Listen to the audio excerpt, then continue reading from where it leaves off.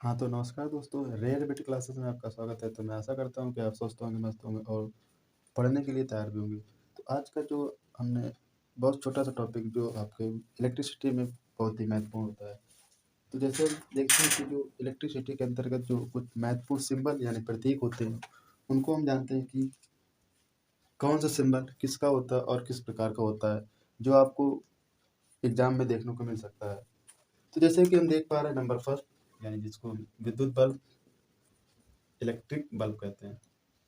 तो जिसका हम देख पा रहे हैं कि इस प्रकार इसका सिंबल इस तरह होगा। जैसे कि आप बल्ब में देखा होगा जो फिलामेंट लगा होता है वो इस तरह का दिखाई देता है, ठीक है?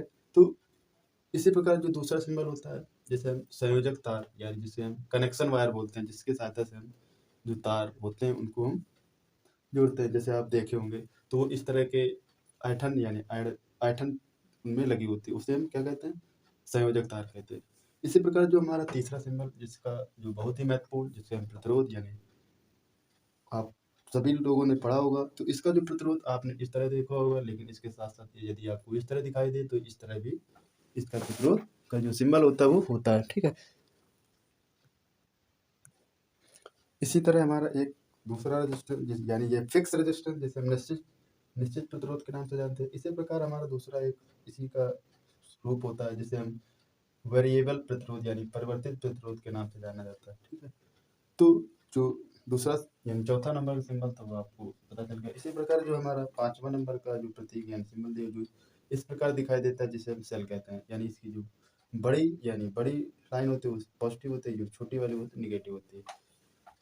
ठीक है? इसी प्रकार यदि आपको इस तरह सिंबल दिखाई दे तो ये या तो बैटरी का होगा या तो इन पर 2 सेल यानी इनका जो सिंबल है ये इसी प्रकार यानी 2 सेल का भी होता है और बैटरी का भी होता है।